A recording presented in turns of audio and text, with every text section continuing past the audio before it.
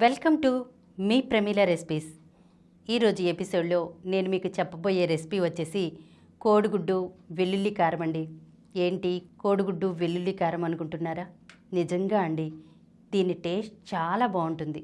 మనం రెగ్యులర్గా కోడిగుడ్డు ఇగురు చేసుకుంటాము, పులుసు చేసుకుంటాము, అలాగే ఫ్రై చేసుకుంటాము, పొరుటు చేసుకుంటాము. అలా కాకుండా డిఫరెంట్గా ఇలా కోడిగుడ్డు వెల్లుల్లి కారం చేసి పెట్టినట్లయితే కనుక పిల్లలు కూడా చాలా ఇష్టంగా తింటారండి. ఇది అందరికీ నచ్చే రెసిపీ అండి. తప్పకుండా ఒకసారి మీ ఇంట్లో ట్రై చేసి చూడండి. ముందుగా ఒక మిక్సీ జార్ తీసుకుని అందులో 1 టీ స్పూన్ జీలకర్ర, 1/2 టీ స్పూన్ మిరియాలు, 3 లవంగాలు, 2 యాలకులు వేసి కచాపచాగా గ్రైండ్ చేసుకోవాలి. ఇందులో ఇప్పుడు ఒక పెద్ద వెల్లుల్లిపాయని పొట్టు తీసుకుని వేసుకోవాలన్నమాట. అలాగే ఇందులో 2 టేబుల్ స్పూన్ల కారం, కొద్దిగా కల్లుప్పు వేసుకుని గ్రైండ్ చేసుకోవాలి. ఇందులో వాటర్ వేయాల్సిన అవసరం లేదండి, ఎందుకంటే వెల్లుల్లిలో ఉన్న తేమే సరిపోతుందన్నమాట. ఇప్పుడు వెల్లుల్లి కారం రెడీ అయినట్లేనండి.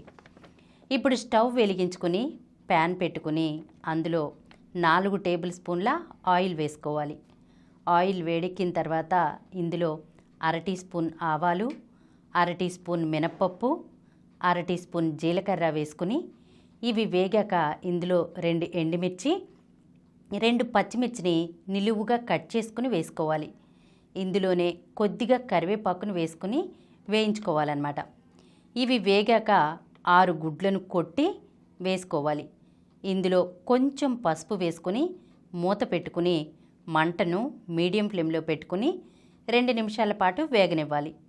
2 నిమిషాల తర్వాత మూత తీసి ఎగ్స్ని కలిపి రెండో వైపు తిప్పుకోవాలి.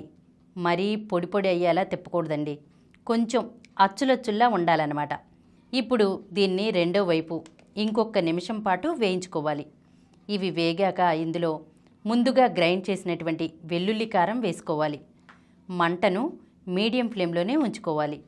ఇప్పుడు ఈ వెల్లుల్లి కారాన్ని ఆయిల్లో ఫ్రై చేసుకోవాలి. ఇలా వేగిన తర్వాత ఒకసారి కలుపుకుని ఫ్రై చేసుకోవాలి. ఉప్పు సరిపోయిందో లేదో చూసుకోండి, ఒకవేళ చాలకపోతే కనుక యాడ్ చేసుకోవాలండి. అంతేనండి, ఎంతో టేస్టీగా ఉండేటువంటి కోడిగుడ్డు వెల్లుల్లి కారం రెడీ అయినట్లే. మరి తప్పకుండా మీ ఇంట్లో కూడా ట్రై చేస్తారు కదా. ఈ వీడియో మీకు నచ్చినట్లయితే మా ఛానల్కు సబ్స్క్రైబ్ చేయండి, లైక్ చేయండి, మీ ఫ్రెండ్స్కి షేర్ చేయండి. ఇలాంటి మరిన్ని వీడియోస్తో మీ ప్రమీల రెసిపీస్లో వచ్చే ఎపిసోడ్లో కలుసుకుందాం.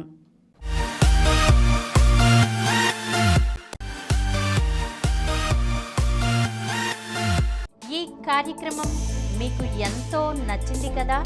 ఇటువంటి మరిన్ని వీడియోల కోసం అనతి కాలంలోనే 20 కోట్లకు పైగా వ్యూస్ సాధించిన సమరం ఛానల్ సమర్పించు సమరం ఫుడ్ ఛానల్కు సబ్స్క్రైబ్ చేయండి, లైక్ చేయండి, మీ ఫ్రెండ్స్కి షేర్ చేయండి. అలాగే ప్రక్కనున్న గంట సింబల్ని ప్రెస్ చేయడం మర్చిపోకండి.